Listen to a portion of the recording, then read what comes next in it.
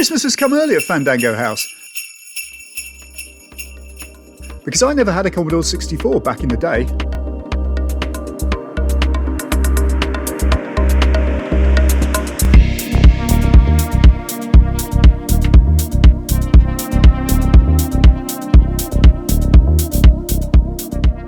The C64 by Retro Games has been around for a couple of years now, and I've always wanted one. In the 80s I did have a VIC20 for a while, and although there were some happy memories, I found it frustrating because I wanted to program, and the 20 character screen was just too small even then. Then I got a BBC Micro, and I was an Acorn fanboy from that point. And here's the irony, this C64 isn't a real Commodore 64 at all. Inside there's an ARM chip running an emulator. As I've owned the original VIC20, I'm familiar with the bread bin design. Apart from the modern ports, you'd be forgiven for thinking this is the real thing.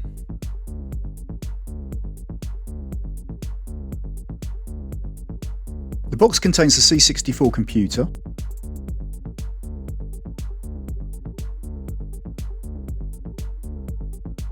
a joystick with many buttons,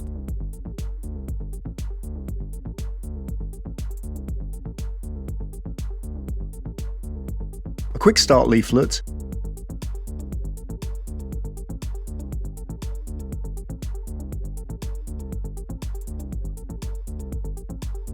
an HDMI cable and a USB power cable. I never really understood the choice of colour Commodore made. The VIC-20 was in a white case and looked fresh, but this is in 3 shades of turd brown. But it certainly looks like the real thing, so I'm happy it's my introduction to the 64 at last. It's all very easy to set up. There's no adapter for the power cable, but it's a standard USB plug.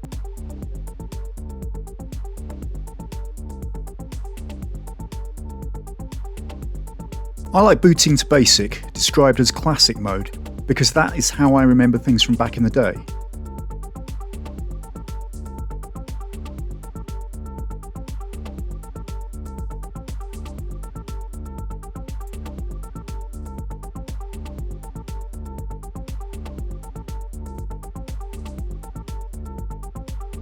If you want to run the bundled games, you need to go to Carousel mode, which is a modern interface showcasing each game. I'll show a selection of the games later in the video. I've always found joysticks awkward unless they're nailed to an arcade cabinet, and this one is no different, so I invested in the optional GamePad. At first the GamePad didn't work at all. To fix this, all I had to do was update the firmware on the C64. You just download a file from the website, copy it to a fat formatted USB memory stick, put the stick in the C64 and go to the device settings menu to update.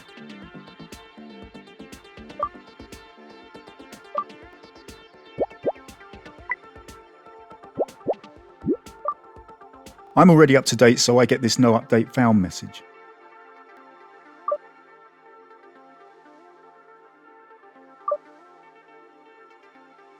You can use the C64 as a VIC-20 if you want to, and there are VIC-20 games included. But I guess most will configure C64 mode.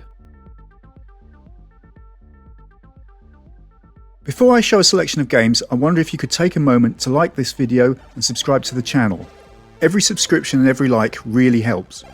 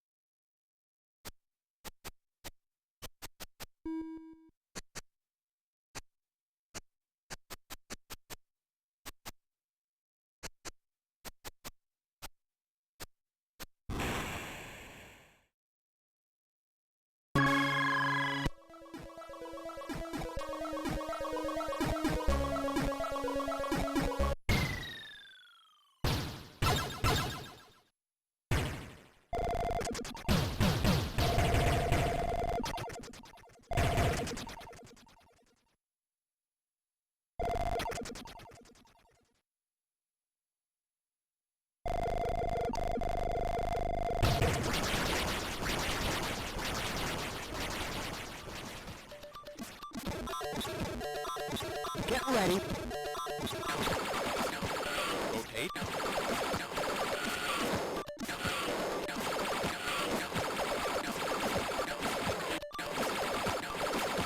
Missile.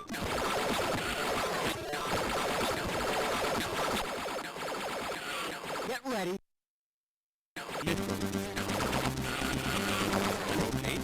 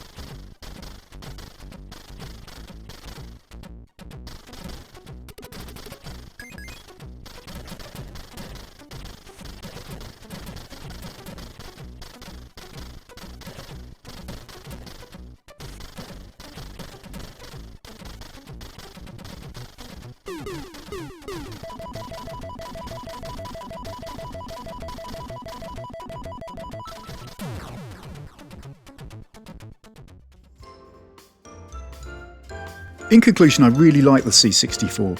It scratches an itch I've had for 40 years, and that has to be a good thing.